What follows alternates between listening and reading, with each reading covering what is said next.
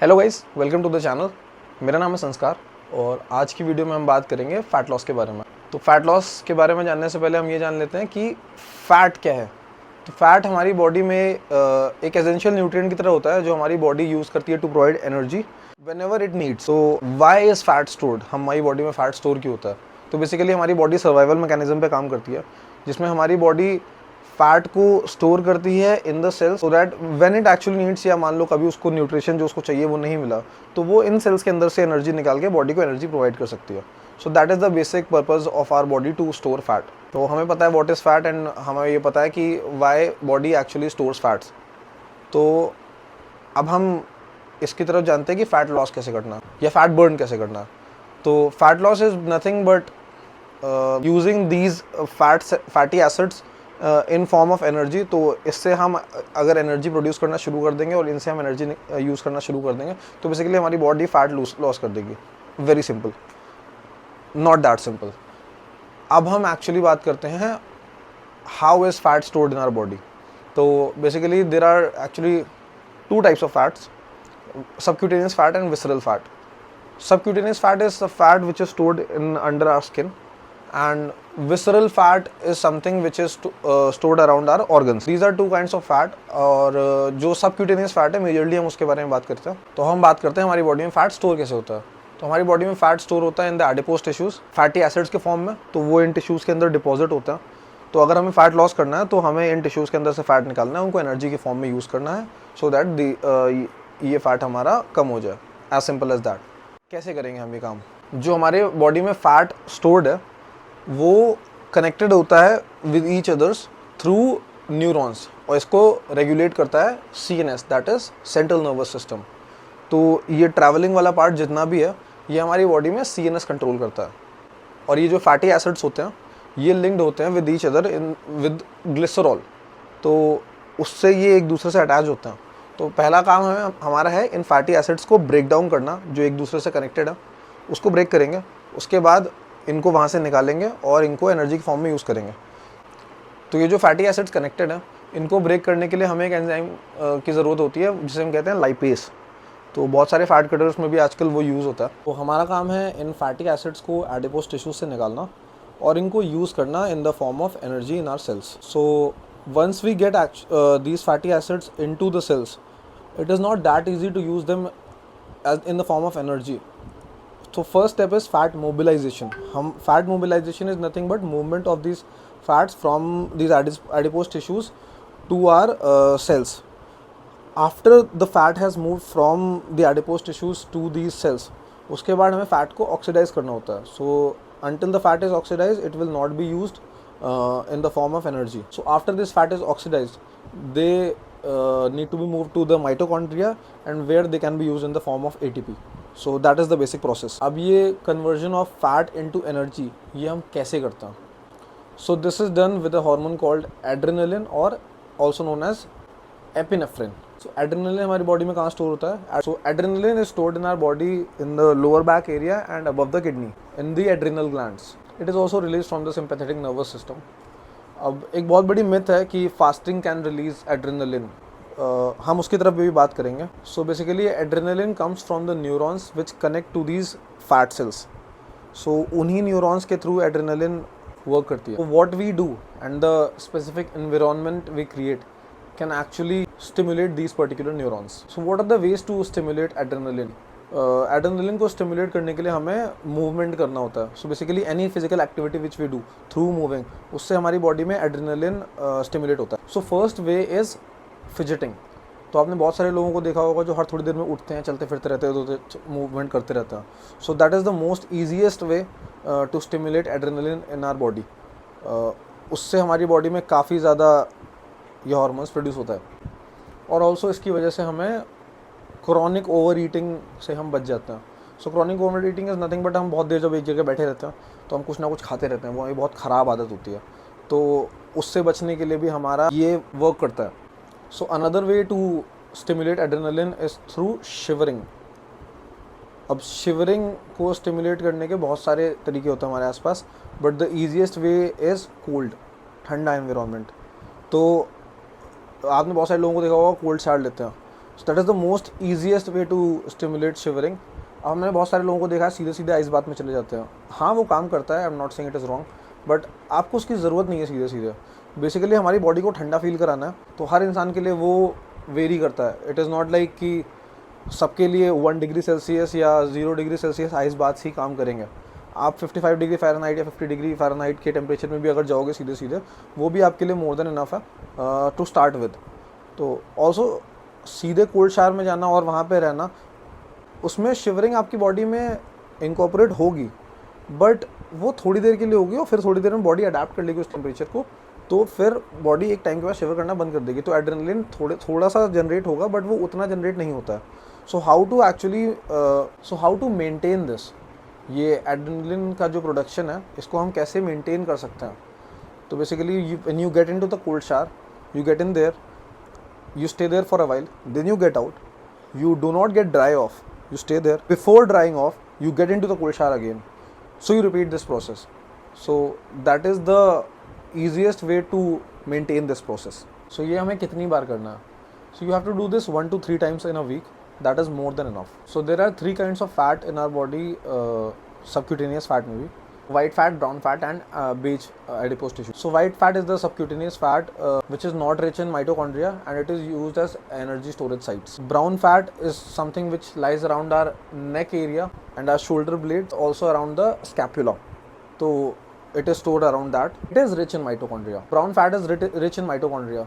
तो वो हमारी बॉडी में एनर्जी के फॉर्म में थर्मोजेनेसिस के थ्रू ईजिली यूज़ हो जाता है in the form of energy. Thermogenesis क्या है? Basically when you work out, when you sweat, body जब हीट करती है, टेम्परेचर रेज होता है, तो वो फैट ऑटोमेटिकली बर्न होने लगता है और हमारी बॉडी उसको एनर्जी की तरह यूज़ करने लगती है। Also when you are shivering, it connects to a molecule called succinate which helps in the process of burning of this brown fat. तो उस पार्ट में भी ब्राउन फैट का बर्न होना ज़्यादा होता है। तो जब भी हम कोल्ड शावर्स लेते हैं उस टाइम पे हमारा ब्राउन फैट ज़्यादा बर्न होता है compare to the white fat. So अब हम दूसरे तरीक़ों के बारे में बात कर लेते हैं टू डू फैट लॉस। सो सबसे बढ़िया तरीका है एक्सरसाइज। तो एक्सरसाइज 3 टाइप्स की होती हैं, HIIT, MIT, SIT। तो HIIT is high intensity interval training, SIT is sprint interval training and MICT is medium intensity constant training. तो ये 3 टाइप की एक्सरसाइज होती हैं जिनके थ्रू हम वर्कआउट करते हैं। अगर हम बात करें फैट लॉस की, तो sprint intensity interval training is the most effective training, जिसमें हमारी बॉडी 80% या उससे ज़्यादा VO2 मैक्स पे रीच करती है।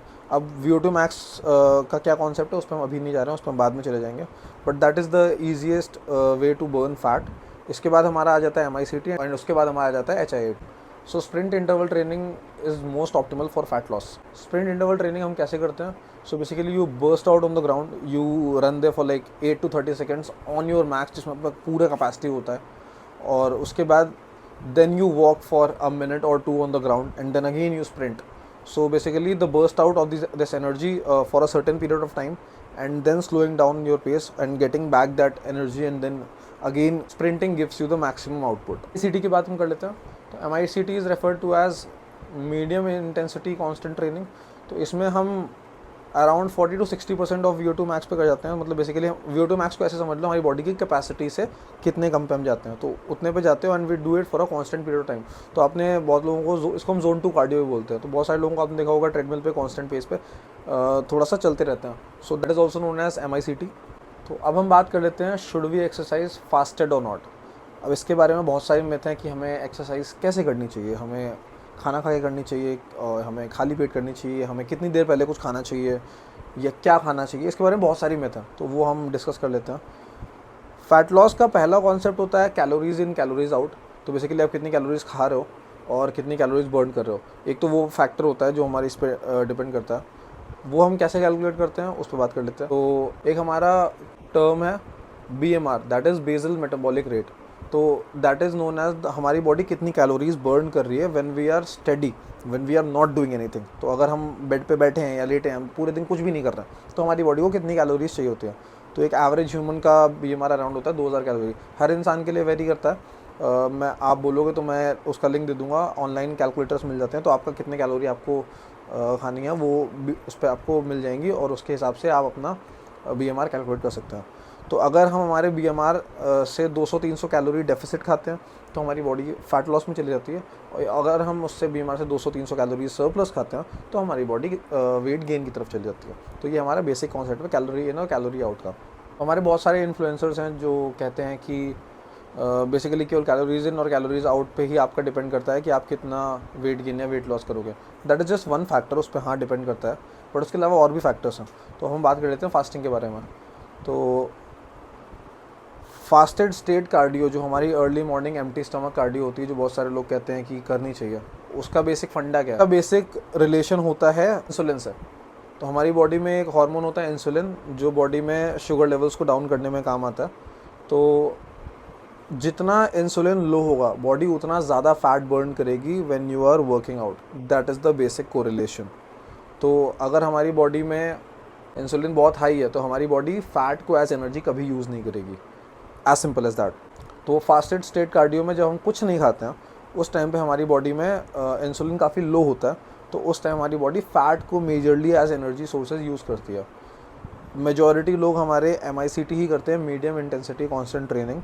तो उसमें basically there is a switch. तो after 90 minutes what happens is our body starts to use fat as a source of energy. मतलब बॉडी एक टाइम के बाद कहती है कि हमारी बॉडी में सेल्स के अंदर ATP एक टाइम तक ही प्रेजेंट होता है, फिर वो ख़त्म हो जाता है। फिर उसके बाद जब हमें बॉडी को एनर्जी चाहिए होती है फिर वो बॉडी फैट से एनर्जी लेना शुरू कर देती है। अब अगर हम कुछ खा के वर्कआउट करते हैं तो हमारी बॉडी में इंसुलिन हाई है, हमारी बॉडी में ग्लूकोज हाई है, तो हमारी बॉडी में ATP उसी ग्लूकोज से जनरेट होता रहेगा और हमारी बॉडी उसी से एनर्जी यूज़ करती रहेगी फॉर आवर वर्कआउट्स। अगर हमें फ़ैट लॉस की बात करनी है तो हमें इंसुलिन को लो रख के वर्कआउट करना होगा, तभी हमारी बॉडी फैट लॉस में जाती है। तो वर्कआउट के पहले अगर आप खाली पेट वर्कआउट करते हैं, अगर आप वर्कआउट के पहले जो भी खाते हैं उससे हमारी बॉडी के इंसुलिन का डायरेक्ट रिलेशन है। बेसिकली कार्ब से हमारा इंसुलिन हमेशा पीक करता है। सो अगर हम कुछ भी कार्बोहाइड्रेट रिच फूड सोर्सेज खाते हैं वर्कआउट के पहले, उस टाइम पे हमारी बॉडी में इंसुलिन मैक्सिमम पे होता है, तो हमारी बॉडी फैट को कभी एनर्जी की तरह यूज़ नहीं करती है।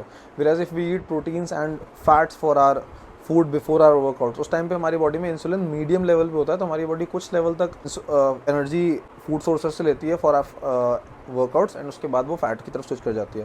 लेकिन अगर आप फास्टेड स्टेट वर्कआउट्स करते हैं तो उस टाइम पे हमारी बॉडी मैक्सिमम एनर्जी फैट से यूज़ करती है। अगर आप हाई इंटेंसिटी ट्रेनिंग करते हैं, जैसे आप स्प्रिंट्स करते हैं या केटलबेल स्विंग्स करते हैं या पावर लिफ्टिंग करते हैं, तो उस टाइम पे ये स्विच काफ़ी जल्दी आ जाता है। 60 मिनट्स के अराउंड ये स्विच हमारा आ जाता है और the state of fat loss. Basically insulin has to be the lowest to burn fat in our body while working out.